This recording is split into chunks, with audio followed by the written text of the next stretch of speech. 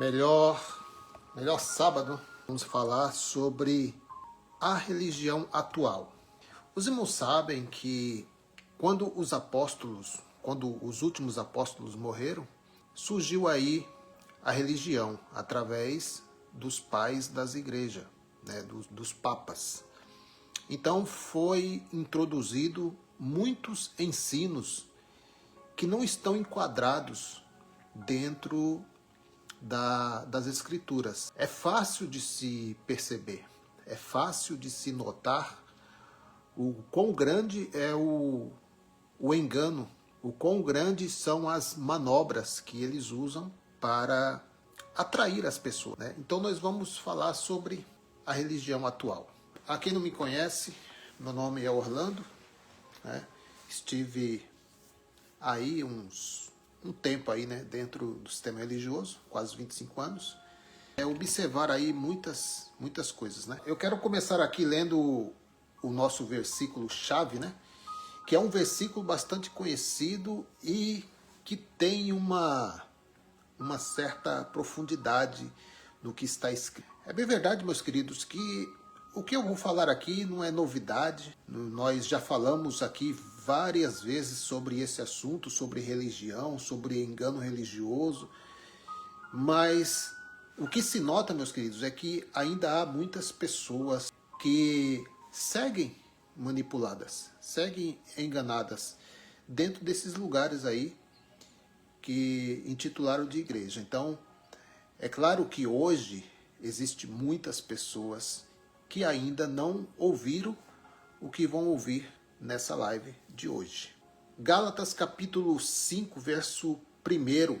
Foi para a liberdade que Cristo nos libertou. Portanto, permaneçam firmes e não se deixem submeter novamente a um jugo de escravidão. Então, meus queridos, Cristo, ele veio para trazer libertação, para trazer liberdade, para levar cativo o cativeiro. E ele fez isso. Ele fez isso há quase 2000 anos atrás, quando ele estendeu a mão de um lado para o outro e falou aquela frase, né, aquela frase abençoada, tetelestai, está consumado, dívida paga, já não há mais nada que se pagar. Existem muitos jargões dentro do sistema religioso que dizem assim: olha, eu estou pagando pela sua vida, olha, eu estou pagando para que o seu filho saia das drogas. Meu querido, o preço já foi pago. Deus, ele olhou, ele viu, observou. O ser humano não podia fazer nada. O ser humano, por si mesmo, não podia adquirir aquilo que somente através de um sacrifício perfeito poderia ser, de uma vez por todas, reconciliado o mundo, reconciliado a raça humana novamente. Porque havia aí um elo quebrado, havia aí uma separação. A reconciliação já foi feita há 2000 anos atrás. A religião, ela aproveita da falta de conhecimento de muitas pessoas. Tiago capítulo 1, verso 27. A religião que Deus, o nosso Pai, aceita como pura e imaculada é esta: cuidar dos órfãos e das viúvas em suas dificuldades e não se deixar corromper pelo mundo. Só que a corrupção está lá dentro do sistema religioso. Porque, meus queridos, lá fora são pessoas, lá fora são diversas religiões, né, que tem aí, diversos segmentos, mas o que nós observamos hoje, né, nos dias de hoje, é que a corrupção não está lá fora, como eles dizem, no mundo. A corrupção está lá dentro das quatro paredes. 1 Timóteo 5,4. Mas se uma viúva tem filhos ou netos, que estes aprendam primeiramente a pôr a sua religião em prática, que são os ensinos do Messias, que são os ensinos que estão contidos no Evangelho. cuidando da sua própria família e retribuindo o bem recebido de seus pais e avós, pois isso agrada a Deus. Paulo, ele está dando instruções ao seu filho na fé aqui, Timóteo, né? Está dando instruções para ele, um jovem que ali, ao ter um encontro com o Evangelho através do apóstolo Paulo, Paulo passa aqui bons exemplos para ser vivido. Essas coisas, meu querido, você não ouve dentro desses lugares. Você entra lá dentro, você vai só ouvir que você tem um demônio, que você tem aquelas entidades, a qual eu já falei aqui, né? São os preto velho, pomba gira e por aí vai, né? Essas entidades que eles mesmos criaram, eles mesmos trouxeram para dentro dessas quatro paredes, e tudo aquilo que você pratica na carne, ou seja, bebedice, ciúmes, glutonaria, mentiras, tudo isso aí, meu querido, são obras da carne. O evangelho é simples, a religião, depois dos apóstolos, até hoje, foi quem complicou tudo. Está muito complicado, porque eles têm manipulado, eles têm escondido a verdade, porque o evangelho, meu querido, é totalmente o contrário disso que nós estamos vendo nos dias de hoje. O que nós estamos vendo nos dias de hoje são uma cartilha judaica, são ensinos obscurecidos, são palavras fingidas, não é evangelho. O evangelho verdadeiro, nós podemos observar, estão contidas nas cartas que está de Romanos a Hebreus. Tiago, outra vez, Tiago 1:22. Sejam praticantes da palavra e não apenas ouvintes, enganando vocês mesmos. Meus queridos, tudo dentro desta religião atual, né, essa religião atual, tudo, meus queridos, existe uma barganha. Existe uma barganha por detrás. É um tal de paga preço, faça um voto, entregue seu Isaac, venha com o seu melhor e brá, brá, brá, e brá, brá, brá. Não é isso mesmo que nós ouvíamos quando estávamos lá dentro? Olha, vamos fazer um desafio. Olha, vamos fazer uma campanha tal. E passa 7 dias e vamos começar outra campanha. Passa 7 dias e vamos fazer uma outra campanha. E passa 7 dias. E nessas campanhas, entre uma campanha e outra, o que eles visam, o que é? Um ajuntamento maior de pessoas. Porque, meus queridos, há muitas pessoas desesperadas, há muitas pessoas pedindo socorro, há muitas pessoas que buscam uma palavra de conforto, uma palavra de direção. Então, eles ouviram, ou alguém anunciou para eles, que em tal lugar Deus está, em tal lugar Deus pode fazer, que certo homem tem ali um místico poder, tem autoridade para fazer coisas extraordinárias. Então, são esses marketings que têm chegado até essas pessoas. Então, as pessoas, por falta de conhecimento, porque os irmãos sabem que a maioria das pessoas só começaram a ler as escrituras quando entraram dentro desses lugares, dessas 4 paredes. Fora dessas 4 paredes, eles nunca pegaram o livro da capa preta. Então, são pessoas fáceis de ser manipuladas. Isaías, capítulo 29, versículo de número 13. O Senhor diz: esse povo se aproxima de mim com a boca e me honra com os lábios, mas o seu coração está longe de mim. A adoração que me prestam é feita só de regras ensinadas por homens. Isaías, versículo 29, parte 13. Hoje, observando aí, por causa do avanço tecnológico, é fácil você estar conectado ao mundo todo, né? Antigamente era mais difícil, quando para você saber algo a respeito de certa situação, isso levava muito tempo e até as informações chegar, o caso já havia sido abafado e já não se falava mais naquele assunto.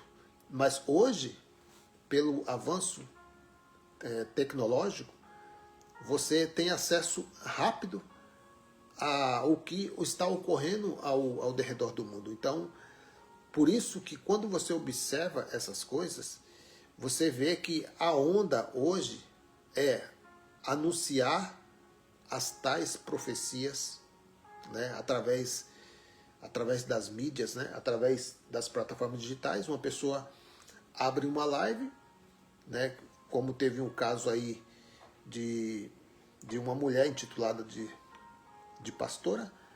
Simplesmente ela abriu uma live e disse que precisava de dízimo para a sua igreja, e muitos ali, né, porque ela tinha uma boa oratória, tinha uma boa palavra, né, isso aí você aprende em uma escola de teologia, você aprende a falar bonito, você aprende a entonar a sua voz, né? Porque muitas pessoas, quando estão lá em cima, no púlpito, eles mudam até a forma de falar. Dizem que é unção, mas não é. Isso é uma prática. É uma prática que você coloca automaticamente. Então, uma hora você está falando em uma tonalidade, outra hora você explode. Você explode, você começa a engrossar a voz, você começa a falar de uma forma que quer transparecer que você está sendo tomado pelo poder de Deus. Mas isso são técnicas, né? Isso são técnicas que você aprende. Há vários cursos aí, se você entrar no YouTube aí, você vai ver vários cursos aí para você pregar isso aí que eles estão pregando por aí, dizendo que é evangelho, que não tem nada de evangelho. Amém? Então hoje a onda, o que é? Anunciar as tais profecias e o revelamentos. Né? São revelamentos. Né? Porém, tudo isso tem um preço. E está mais fácil ainda de arrancar dinheiro das pessoas, porque você não precisa correr na mão as notas. Você não precisa ver aquilo que você está passando para aquela pessoa. Então hoje, com esse tal Pix, né, com esse método eletrônico de você fazer transferências, é fácil. Você não vê o valor saindo da sua conta, e quando você se dá conta, já é tarde demais. Você já enviou dinheiro para essa pessoa que você nem sabe quem ela é, não sabe nem o paradeiro dessa pessoa, e você acaba enviando dinheiro para essa pessoa sem você conhecer, só porque ela tem uma boa oratória, só porque ela maneja bem esse livro. Esse livro aqui, meu querido, é um livro, qualquer pessoa pode pegar esse livro na mão, qualquer pessoa pode ler esse livro, qualquer pessoa pode decorar os versículos dessa Bíblia, qualquer pessoa pode decorar os livros. Existem pregadores que falam de A a Z, que falam de Gênesis, Apocalipse. Existe uma técnica de memorizar versículos. Se você entrar na internet aí, você vai ver, no YouTube principalmente, você vai ver, existem técnicas para você memorizar, né? E você começa a citar versículos, são técnicas. E através dessas técnicas, pessoas estão enriquecendo aí, pessoas abrindo suas plataformas, abrindo suas lives e falando um monte de coisas fora de nexo, e você, por não conhecer as escrituras, acaba caindo no laço dessas pessoas. Então, muito cuidado com o Pix, muito cuidado com esses pregadores de Pix, com esses profetas do Pix. Cuidado, eles estudaram bem para isso, e eles sabem que existe muitas pessoas incautas, né? Pessoas mal informadas acerca das verdades contidas na palavra, no Evangelho. São pessoas fáceis de serem manipuladas. Olha só, Oséias capítulo 6, versículo 6. Pois desejo misericórdia e não sacrifício. Isso é o próprio Deus falando pela boca do profeta Oséias. Deus, ele deseja misericórdia. É o que você não vê. Você não vê por aí, esses pregadores aí, você não vê misericórdia. Você olhar aí, é um querendo derrubar o outro, é um querendo tomar o posto do outro, é um querendo fechar a tal igreja do outro para abrir outra, é um querendo pegar membros de uma, tomar conta, dar uma rasteira no outro pastor e por aí vai, né? Está uma briga aí, está uma busca frenética por espaço. Você é uma mercadoria para eles. Pois desejo misericórdia e não sacrifícios, conhecimento de Deus em vez de holocausto. Oséias capítulo 6 e o verso de número 6. Existe muitos intermediários, pessoas que se colocam como intermediários, né? Então existe intermediários de todas as formas, de todas as categorias. Só, meus queridos, que quando nós abrimos as Escrituras e nós começamos a caminhar pelas palavras do Messias, pelo Evangelho que ele entregou no terceiro céu a Paulo, o apóstolo Paulo, palavras inefáveis, palavras que até mesmo Pedro, que era uma das colunas principais, reconheceu que eram coisas de difíceis entendimento. Porque, meus queridos, se Deus não abrir o entendimento, se Deus não abrir a mente do religioso, ele não vai entender o Evangelho do Cristo. E aí vai ficar aí, atolado dentro dessas doutrinas humanas. Olha só o que diz João 14, versículo 6. Deus, ele deseja misericórdia. É o que você não vê. Você não vê por aí, esses pregadores aí, você não vê misericórdia. Você olhar aí, é um querendo derrubar o outro, é um querendo tomar o posto do outro, é um querendo fechar a tal igreja do outro para abrir outra, é um querendo pegar membros de uma, tomar conta, dar uma rasteira no outro pastor e por aí vai, né? Está uma briga aí, está uma busca frenética por espaço, porque acaba que você é, para eles, comércio. Você é uma mercadoria para eles. Pois desejo misericórdia e não sacrifícios, conhecimento de Deus em vez de holocausto. Oséias capítulo 6 e o verso de número 6. Olha aí, meus queridos. Existe muitos intermediários, pessoas que se colocam como intermediários, né? Então existe intermediários de todas as formas, de todas as categorias. Só, meus queridos, que quando nós abrimos as Escrituras e nós começamos a caminhar pelas palavras do Messias, pelo Evangelho que ele entregou no terceiro céu a Paulo, o apóstolo Paulo, palavras inefáveis, palavras que até mesmo Pedro, que era uma das colunas principais, reconheceu que eram coisas de difíceis entendimento. Porque, meus queridos, se Deus não abrir o entendimento, se Deus não abrir a mente do religioso, ele não vai entender o Evangelho do Cristo. E aí vai ficar aí, atolado dentro dessas doutrinas humanas. Olha só o que diz João 14, versículo 6. Respondeu Jesus, Yahushua, né? Em outras traduções, existem traduções e traduções, né? O nome Jesus é o nome portuguesado, né? Yahushua, respondeu Yahushua, o Messias. Eu sou o caminho. Quem é o caminho, meu querido? O caminho não é a igreja A, não é a igreja B, não é a igreja C. O caminho não é religião A, religião B, religião C. O caminho é Yahushua, o Messias. Eu sou o caminho, a verdade Não há outra verdade, só há uma verdade e a vida. Ninguém não é 1, 2, 3. Ninguém é ninguém. Ninguém vem ao Pai, a não ser por mim. Então, a intermediação aqui nesse contexto era Jesus de Nazaré. Jesus foi o intermediário. Hoje, há vários intermediários. Em toda esquina há um intermediário. Em cada cidade, em cada estado, em cada país, em cada nação, há intermediários. As pessoas não conseguem entrar no seu quarto, como diz as Escrituras, entrar no seu quarto, fechar a porta e você conversar com Deus. Porque a religião apresentou um Deus carrasco.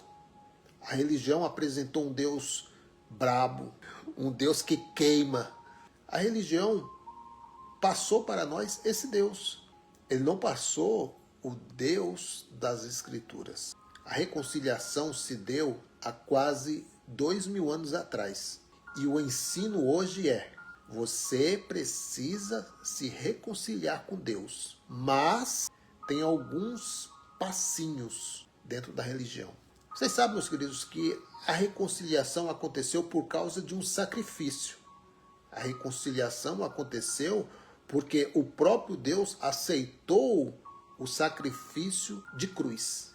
Foi através desse sacrifício que todos aqueles que estavam afastados de Deus, todos aqueles que estavam longe de Deus, que somente através de um profeta, ou através de um anjo, ou através de um guru, poderia se achegar a Deus. O povo sofria, o povo era um povo triste. Uma certa vez Moisés, quando ele foi falar com Deus no monte, né? Porque naquela época se falava muito com Deus no monte. Hoje não, hoje você não precisa ir no monte, porque o teu corpo é morada de Deus. Então você não precisa buscar a Deus em lugar nenhum.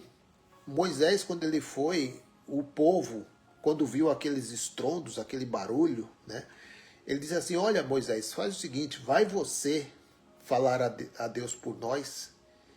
Então eu fico observando, meus queridos, que hoje eles pegam essa passagem e dizem assim: olha, assim como Moisés foi no monte falar com Deus, nós também estamos aqui no monte falando com Deus a teu favor, por você.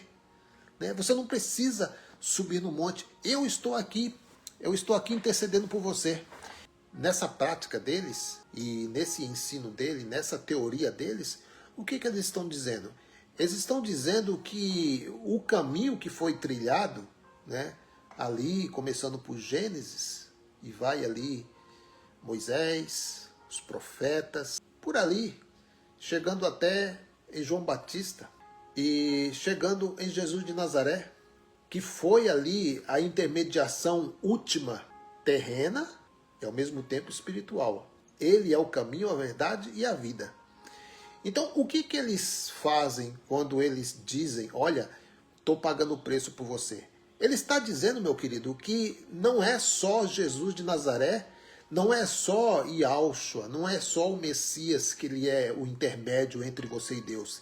Ele, este líder, ou este apóstolo, este ancião, ele se coloca na sua frente para dizer: eu vou a Deus em seu lugar.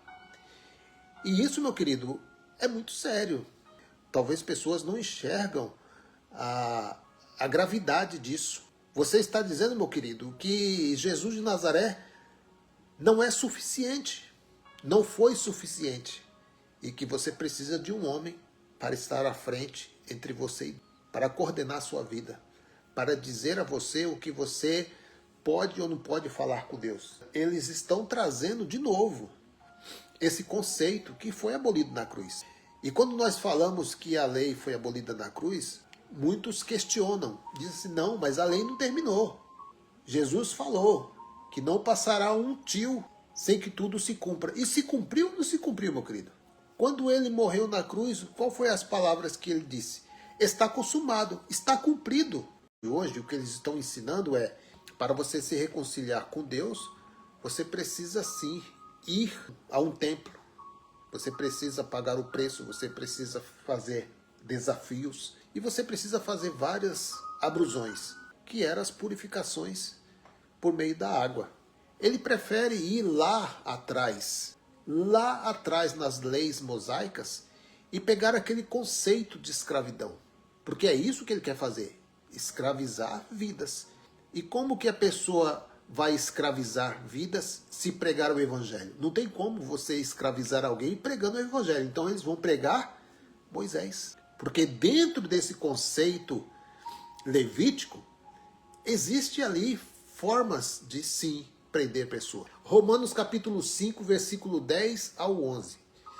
Olha só, meus queridos, olha só que interessante isso aqui, Paulo escrevendo aos irmãos de Roma, hein?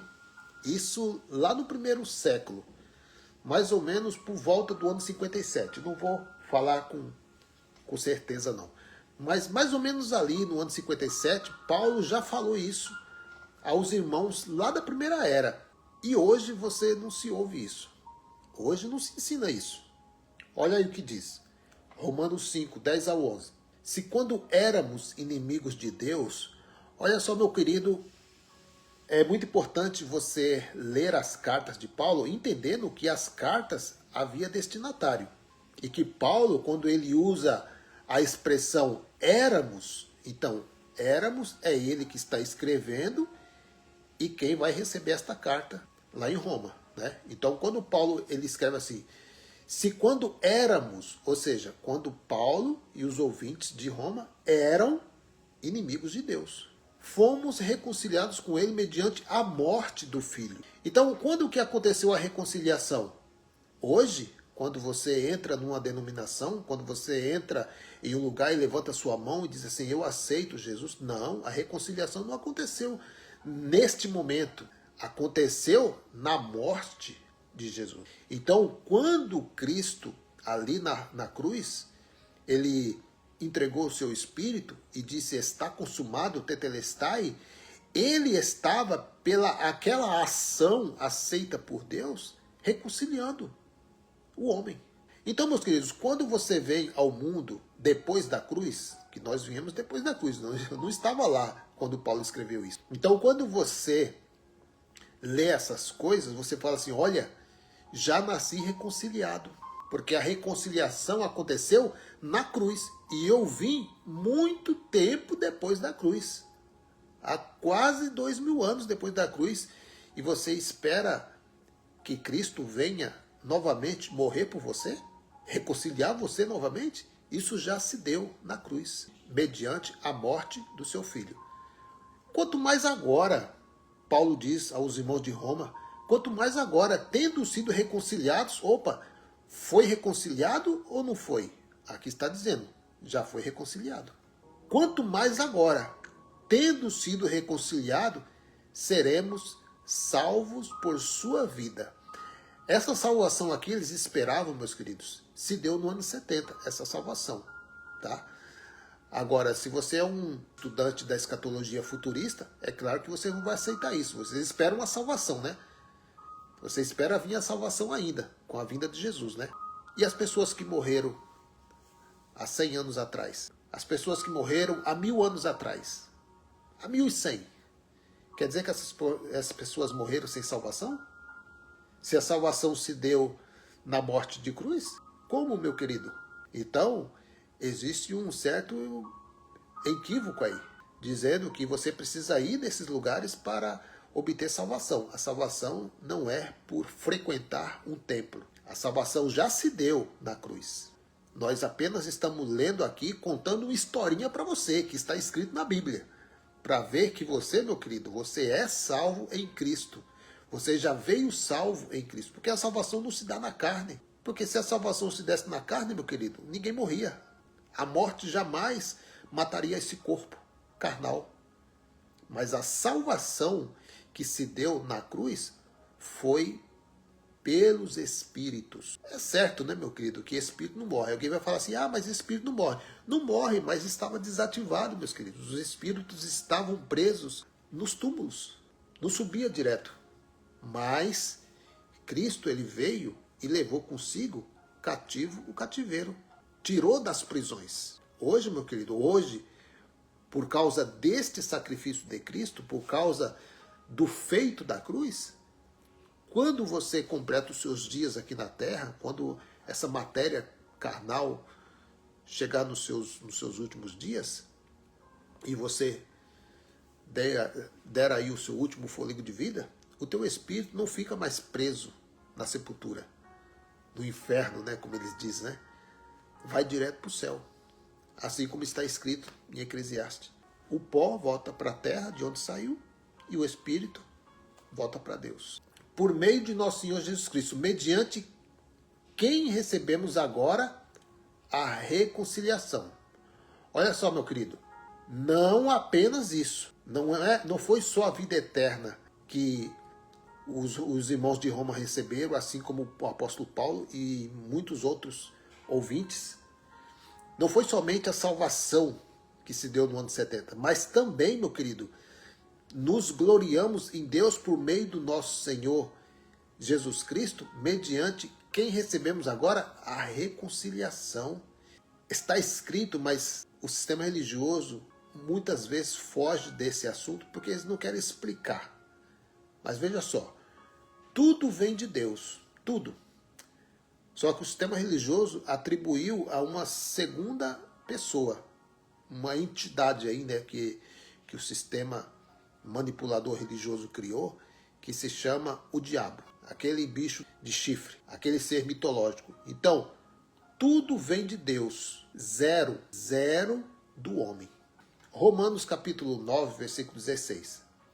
Por isso, não depende do desejo ou do esforço humano.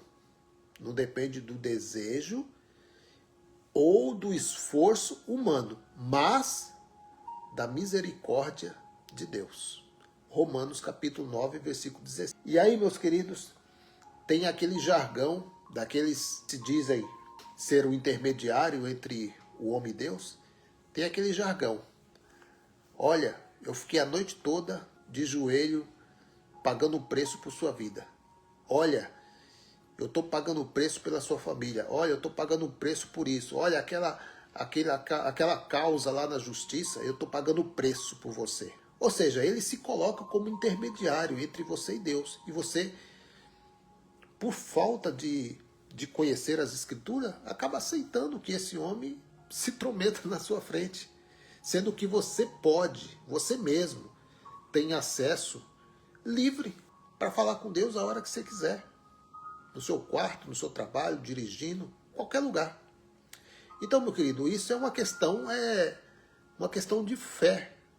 É uma questão de você aceitar ou não aceitar o que está escrito. Amém? Romanos 9,16 está aí. Continuando aí. Você não se torna uma nova criatura quando você toma um banho ou se submete a dogmas e preceito de homens. Você sabe, é ensinado isso. Eu já ensinei isso. Acho que até o irmão Chagas já ensinou isso aí também, né? Quando esteve lá no sistema religioso. Que você só é uma nova criatura quando você mergulha em um tanque de água. E não é só isso. Depois você tem que ser um dizimista fiel.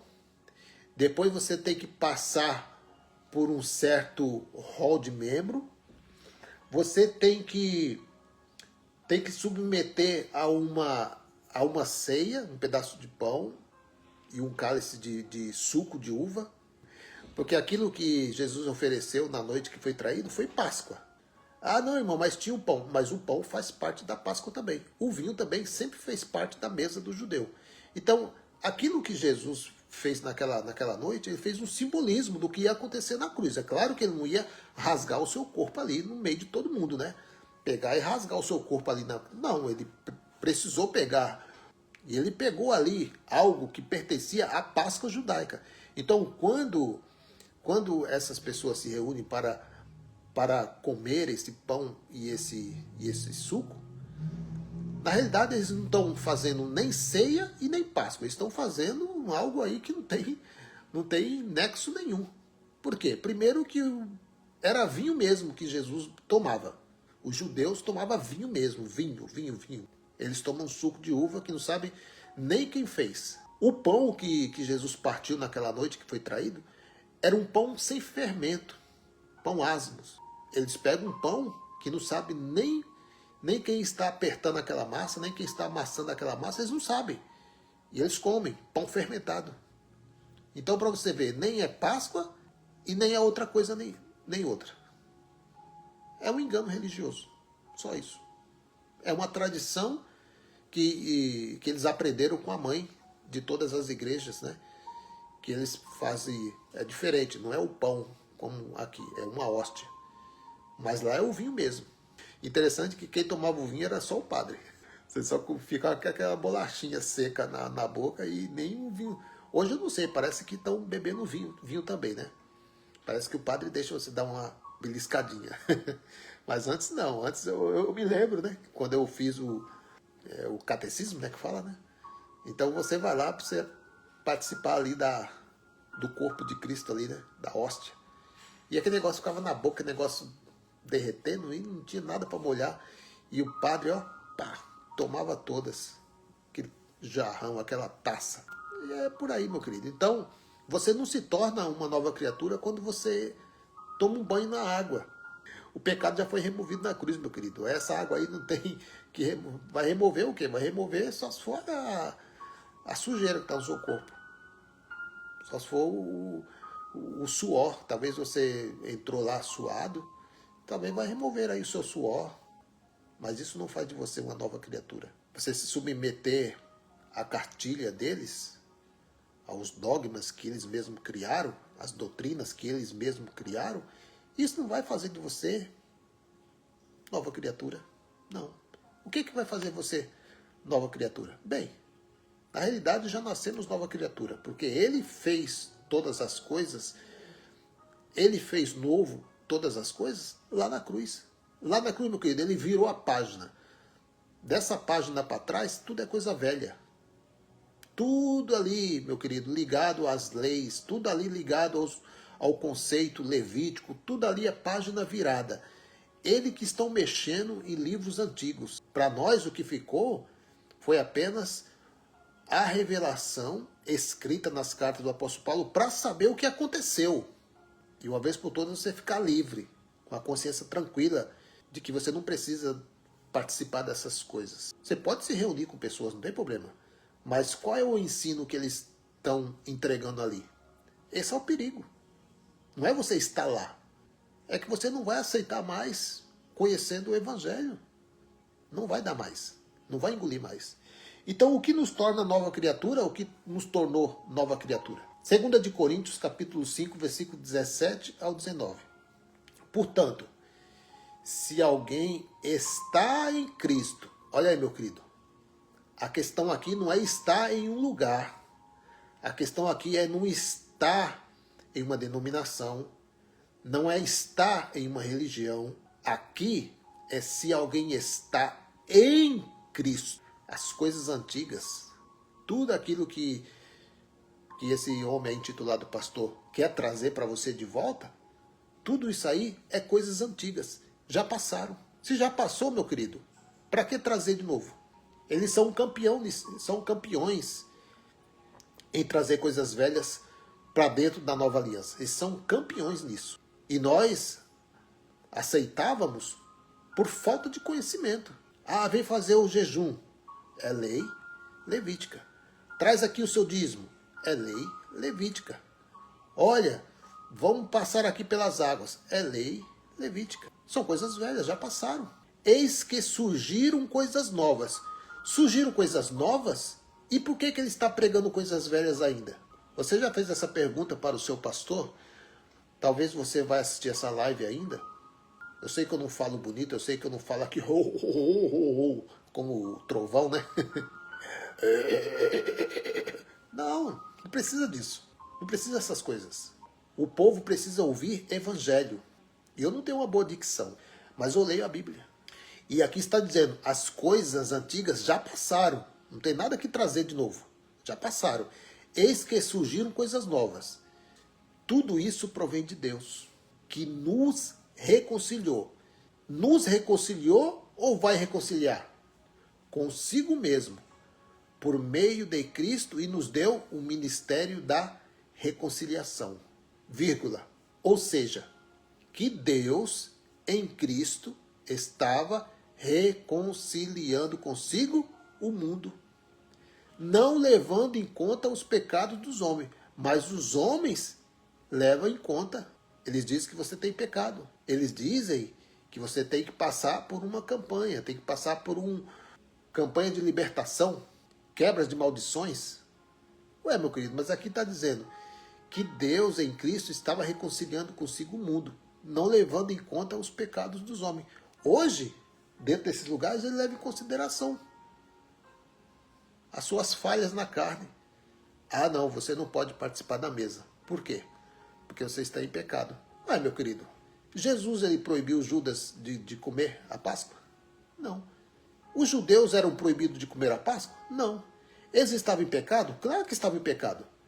João mesmo disse na sua carta, diz assim, se você disser que não tem pecado, você está mentindo. Então todos tinham pecado, mas todos comiam a Páscoa. Por quê? Porque era uma ordenança. Isso que eles dizem que é Santa Ceia, nada mais é do que uma caricatura da Páscoa. Então, eles dizem se você pode ou não comer. Ué, o Messias, na mesa dos 12, ele não proibiu Judas de comer. A lei levítica não proibia ninguém de comer Páscoa. Todos tinham que comer a Páscoa, porque era um sinal. Hoje, dentro desses lugares aí intitulados de igreja, o pastor diz, ó, você não pode comer, porque você está em pecado. E ele não está, não? Ele torcendo a palavra do Criador, manipulando a palavra do Criador, dizendo que um gafanhoto é demônio, ele não está mentindo? Claro que está mentindo. Ele tomando dízimo para si, quando a palavra diz que só os levitas poderiam tomar dízimo para si, ele não está mentindo, ele não está enganando, ele é manipulador. Então ele não poderia nunca tocar.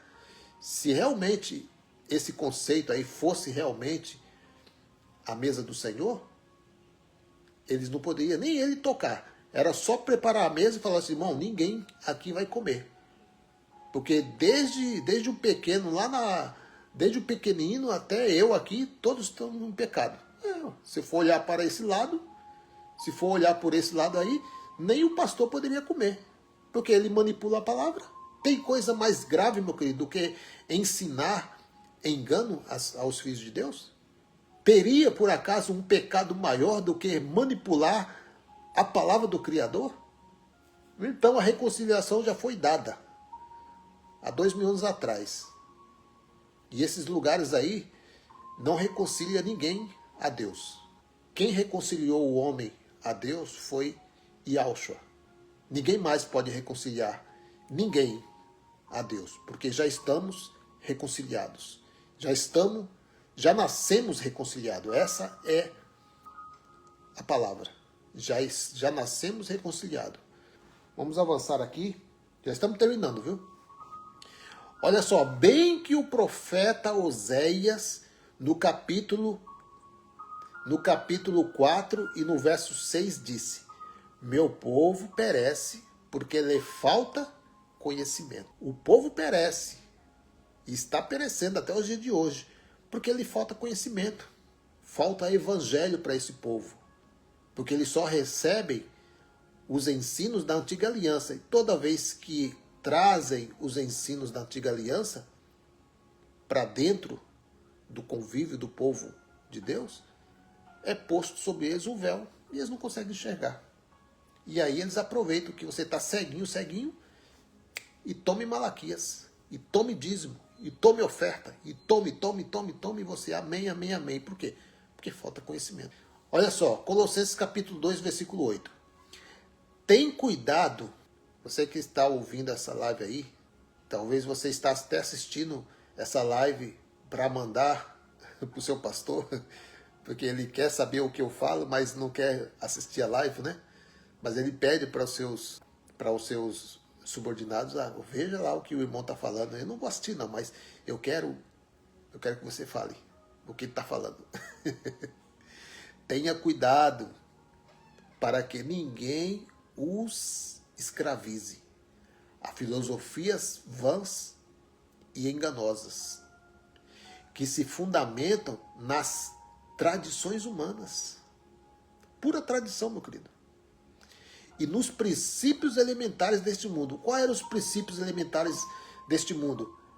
As leis de Moisés, meu querido. As leis levíticas eram os elementos, os princípios elementares, e não em Cristo. Ou seja, eles não pregam Cristo, eles pregam Moisés. E levam o povo a se submeter a princípios elementares, e não a Cristo. Colossenses 2:23. Essas regras que eles impõem às pessoas quando eles se associam, quando eles se fazem membros desses lugares, existem regras. Não basta aceitar a Cristo, não basta entrar na água, não basta fazer a cartilha. Não. Tem regras, tem ali o tal estatuto.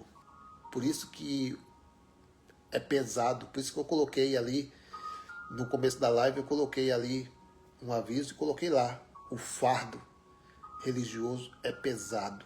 O fardo religioso é pesado. O evangelho veio para tirar esse fardo de você, mas você precisa examinar as escrituras. Você precisa examinar o evangelho do Cristo. Comece a ler Romanos, de Romanos até Hebreus, e você vai ver o que Cristo fez por você, para que você não se submeta mais a dogmas, não se submeta mais a regras humanas, porque Colossenses 2:23, essas regras têm, de fato, aparência de sabedoria. Aparência, com sua pretensa religiosidade, vírgula, falsa humildade e severidade com o corpo. Severidade com o corpo. Vou fazer um jejum de 4 dias, de 7 dias, vai, porque é dos 7, né? Vou fazer um jejum de 7 dias. Você está maltratando o seu corpo. Severidade com o corpo. Tem valor isso?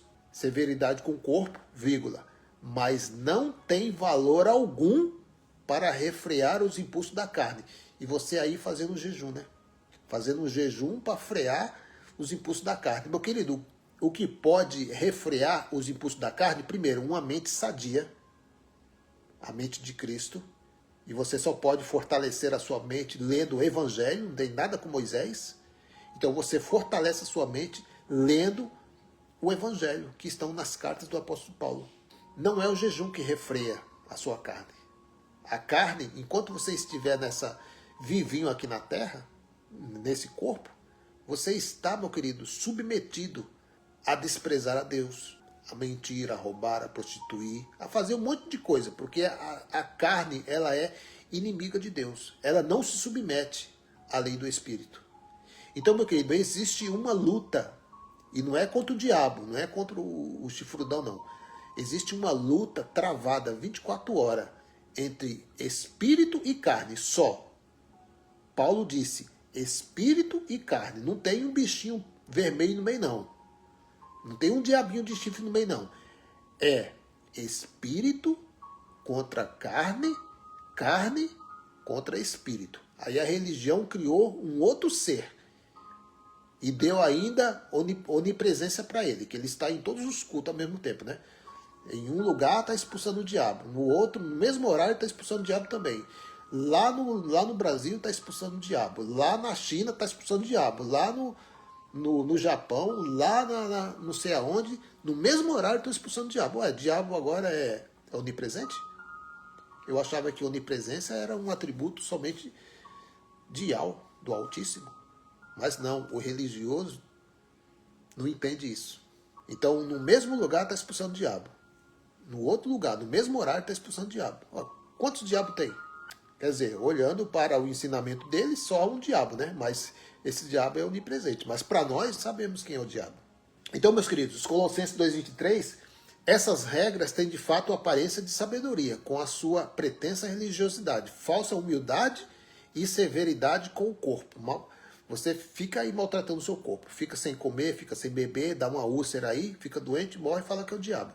mas não tem valor algum para refrear os impulsos da carne. Quem vai refrear o impulso da carne?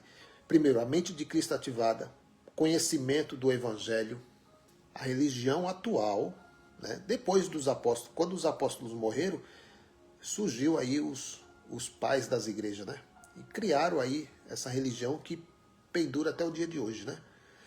Então a religião atual estão caminhando a passos largos lá para trás da cruz. Em vez deles avançar da cruz para cá, eles estão indo da cruz para lá.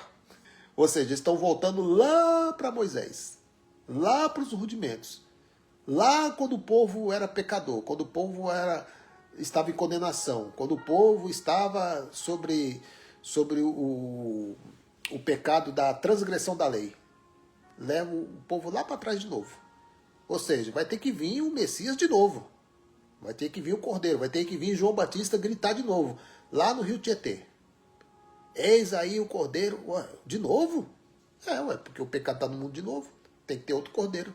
Não foi o Cordeiro que tirou o pecado do mundo? Foi. Agora tem pecado no mundo de novo. Outro Cordeiro. Acabou as férias, Jesus. Acabou as férias. Talvez assim, né? Vamos imaginar, né? Tá lá, Deus lá e fala assim, uau, me fiz carne, caminhei no meio deles, tomei chicotada, me colocaram uma coroa de espinho na cabeça, derramei a última gota do meu sangue, reconciliei o povo comigo mesmo. E eu achando que eu ia estar de boa, tem que ir lá de novo, me revestir de carne de novo. Agora é o Messias 2, porque o Messias 1 já foi, né? É o Messias 2, Jesus de Nazaré parte 2, João Batista 2, Segunda Cruz, tudo. Tem que fazer tudo de novo. Porque o pecado está no mundo de novo. Jesus falhou. O Cordeiro falhou. Não tirou o pecado do mundo. Não, ficou. Então a religião atual estão caminhando a passos largos lá para trás da cruz. E o pior de tudo, cometendo as mesmas torpezas de antes. A idolatria. Ah, meu querido, tem idolatria ou não tem? Claro que tem. Primeiro eles começam a adorar o homem, né? Que o homem lá em cima é Deus no céu e o outro Deus aqui na terra atrás de um púlpito. Aí vem os objetos ungidos. Vassoura ungida, travesseiro ungido, fita no braço, a arca entrando de novo em cena, né? Jeremias 3,16 diz que não é nem para se pensar na arca mais, não é nem para se fazer outra. E o homem fazendo arcas. Aí entra aqueles homens com a arca no ombro. Olha, a presença de Deus está na arca. Está em você, abençoado. A presença de Deus não está mais em locais, em objetos. Está no espírito do Filho dele. E você carregando esse caixote nas costas, dizendo, olha, a presença de Deus está nesse caixote. Ah, rapaz, para com isso. Leia mais a Bíblia. Para começar, meu querido, esses homens aí, se fosse realmente a arca, esses homens já tinham sido fulminados de fogo, porque o último que foi colocar a mão na arca não tinha autoridade por Deus para tocar na arca. Havia pessoas separadas para carregar a arca. Não é qualquer um que podia carregar a arca. Aí o outro lá foi meter o mãozão na arca lá e desceu fogo do céu. Hoje, qualquer faz aquela fila dentro desses lugares intitulados de igreja, né? Faz aquela fila de gente, vai lá tocar na arca. Toca aqui na arca, a presença de Deus está aqui. Ué, eles não são fulminados? Por quê? Então, meus queridos, a idolatria. E para encerrar aqui, eu quero ler Jeremias capítulo 10, versículo 3 até o 5. Vamos lá. Os costumes religiosos das nações são inúteis. Jeremias falando isso aqui, ó, antes de Cristo, ó, antes de Cristo. Deus tinha um problema com essa turma, viu? Deus tinha um problema com o povo judeu. Por isso que Jesus de Nazaré falou assim, esse povo são idólatras, esse povo são duro de coração. Essa nação idólatra irá passar pelo juízo. O juízo que aconteceu no ano 70, meu querido, esse povo aí, meu querido, passou pelo juízo. E você esperando Jesus voltar para trazer juízo sobre você de novo. Isso aconteceu no ano 70, meu. Os costumes religiosos das nações são inúteis corta-se uma árvore da floresta, um artesão a modela com seu formão, versículo 4. Enfeito-na com prata e ouro, prendendo tudo com martelo e pregos para que não balance. Como um espantalho numa plantação de pepinos, os ídolos são incapazes de falar. Você que adora imagens, são incapazes de falar. Eles não falam. Quem fala é você, para eles. Eles não falam nada para você, porque eles são incapazes de falar. E tem que ser transportados. Você já viu um santo andando por aí? Para ele ir de uma cidade a outra, tem que, homens carregar. E pessoas se prostram. E pessoas adoram essas imagens. Aqui está dizendo, são incapazes de falar e tem que ser transportados, porque não conseguem andar. Como que uma imagem que não consegue andar vai fazer alguém andar? Como que uma imagem que são um ídolo que é incapaz de falar vai curar alguém de gagueira? Então não consegue falar, não consegue andar, não tenham. Olha o que o profeta Jeremias está dizendo aqui. Não tenho medo deles. Não tem que ter medo dessas imagens, meu querido. Mas porque... se eu chuto... Não, você não vai sair chutando nada, não. Não vai fazer igual aquele doido lá daquela igreja lá, não. Não vai não, que você vai tomar um processo. Não tem que fazer nada, não tem que chutar nada. Apenas que ela não tem poder nenhum. E você não precisa ter medo dela. Não tenha medo deles. Pois não pode fazer nem o mal e nem o bem. Então por que você vai se prostrar diante de ídolos que não podem fazer nem o mal e nem o bem? Por quê? Porque Deus faz todas as coisas. Fico por aqui. Graça e paz a todos. Forte abraço. E mais uma vez eu quero agradecer a todos os irmãos que têm feito a inscrição no canal, que têm ajudado essa palavra a correr. Graça e paz.